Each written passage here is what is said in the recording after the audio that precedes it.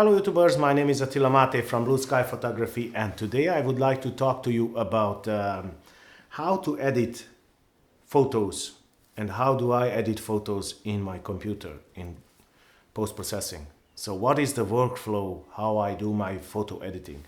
And I will make a series of videos about this. Probably it will be like 3 or 4 videos because it will be too long to cover it in one video. So in the first video today, I would like to talk to you about the raw editing. So what I do, I have to tell you from the beginning that I shoot only in RAW. I don't shoot in JPEG. I did try several times, but it just doesn't work for me. It might be good for you, but it doesn't work for me. Like I said many times, and probably you know already, I'm an image quality freak. So I want the best possible image quality in my images.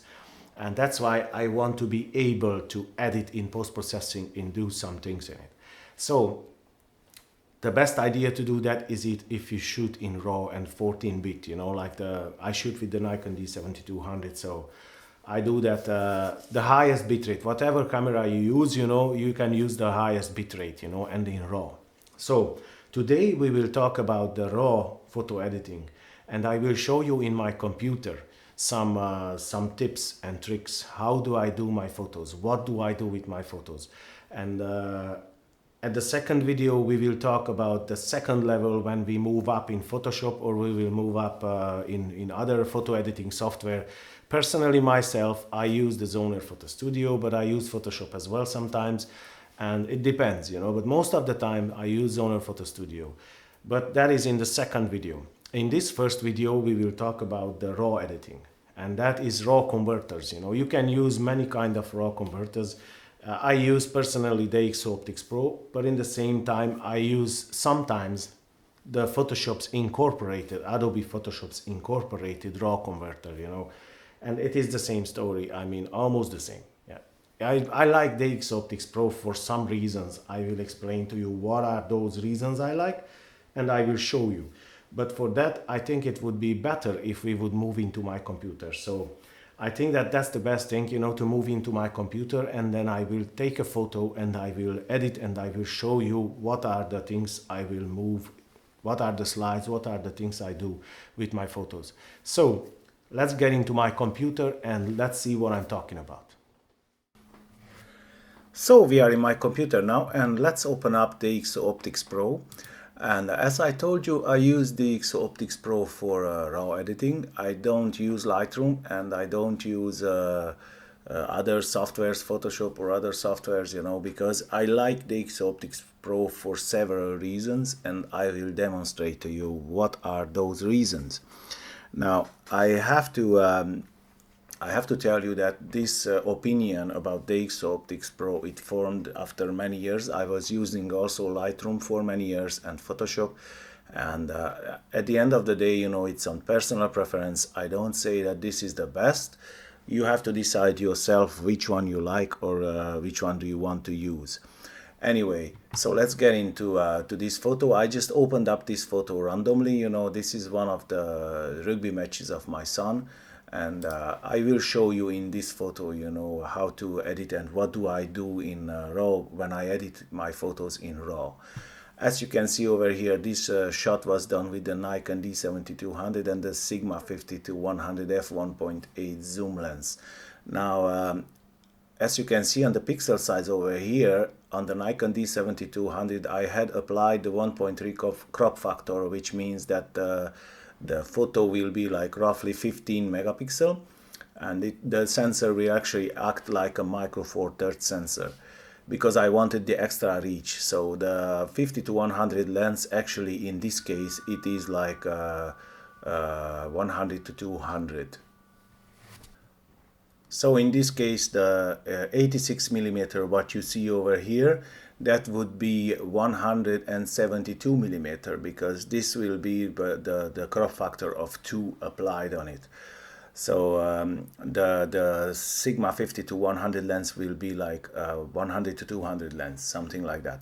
So anyway, let's see some editing and how do I do my RAW editing. So if I open up here, you can see that this shot was done with ISO 400. So the noise reduction, I wouldn't say that it will be very important. First of all, I check all the time the exposure.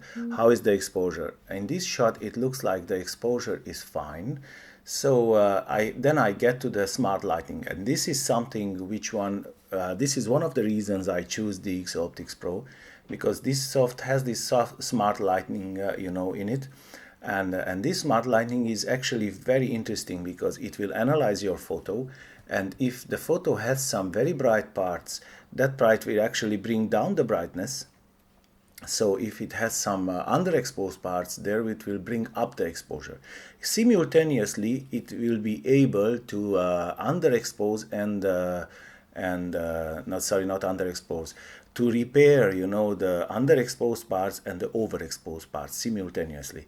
So if I bring the smart lighting, the intensity, if I bring up a little bit, you can see that the photo will be changed a little bit. Not too much, because this photo is rightly exposed, so there's not too much to change. Now the second thing which I go usually, it is the DxO clear view. Now this again, I just switch this on and you can see the photo has changed. I just didn't do anything. I just switched this on and that's it. Photo is changed. You see, it gave some extra color in certain places, and it gave some contrast as well. Now again, this is only in DxO, but in the same time you can play this around in Lightroom or in Photoshop, and you can do it yourself manually. That's not a big issue. Now the third thing I do, usually I go and I add some micro contrast. Again, micro contrast is something which only DxO has. I don't really know any other software which one has the ability to so you can have access on micro contrast and fine contrast. But if there is, please let me know. I don't know about that. I don't think there is. But anyway, that's again, you can do in Lightroom. If you want, you can go and you can add some not contrast, because contrast has nothing to do with it. Clear. Sorry, one second. How it says that? Clear. Clarity. Sorry, clarity. Yeah, that's, you can add some clarity. Clarity is kind of the same like micro contrast. Kind of, I would say. I don't say that it's exactly the same, but it's kind of the same effect if you give some clarity in Lightroom. Again, so we get here, we give some micro contrast, and you see, if I stop the micro contrast, look at the photo, you can see that the photo is very different. If you look at the grass over here, down here, and I switch on the micro contrast, look at that. Look how the photo will be different. Now, when I finished with micro contrast, usually I go and I give some color, so vibrancy and saturation a little bit if it's necessary. If the photo is rightly saturated and it's okay, then I don't do that. So it all depends on the photo.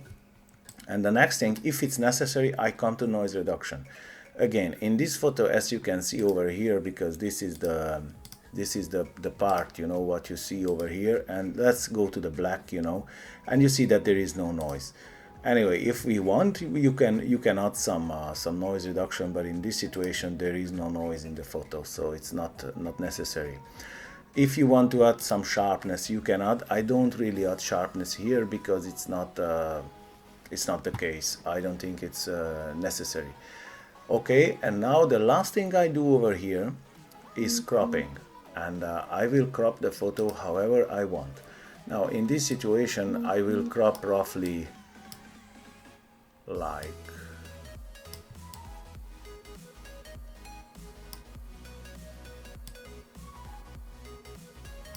yeah, that's it. I will crop like that, and what I will do, if I want to take this out, I will go in Zoner Photo Studio and I will take the leg of this player, I will take it out. But roughly it's like that. That's all what I will do, in DxO Optics Pro. And after this I will export to an application and I will continue if I have to. But most of the cases, when I finish over here, the shot is 80% ready. I don't really do anything else on my shots. Like I said many times, I want to get it right in the camera, so I don't really do anything else. Sometimes I add some vignetting, you know, like you can do some vignetting on the photo, you know. It's up to you if you want or not, you know. It's just, anyway, in this situation it's not the case, you know. Sometimes I add some vignetting when I am on portraits, you know, or something like that. Then I will add some light vignetting on the photo. It looks nice, you know, in my opinion. Anyway, it's up to your personal preference, whatever you want to do. So that's all what I do usually. Obviously you can check the white balance as well. In this case the white balance is fine, but if you see that something is wrong, you change the white balance, you know. That's all. In some situations I use the tone curve as well, you know. But you have to, I won't suggest, if you don't know what to do, I won't suggest to use the tone curve, only if you know what to do. So I hope that this was helpful to you guys, and if you have any question, in regards to DxO or Lightroom or Photoshop or whatever, just leave a comment down below and I will try to answer to you in best of my knowledge. So I hope that this video was helpful to you guys, and I hope that you liked it.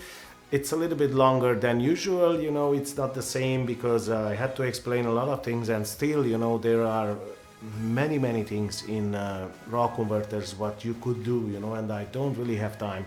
So if you have any question and you want to know something, you know, please feel free and leave a comment down below and I will try to explain to you as much as I can.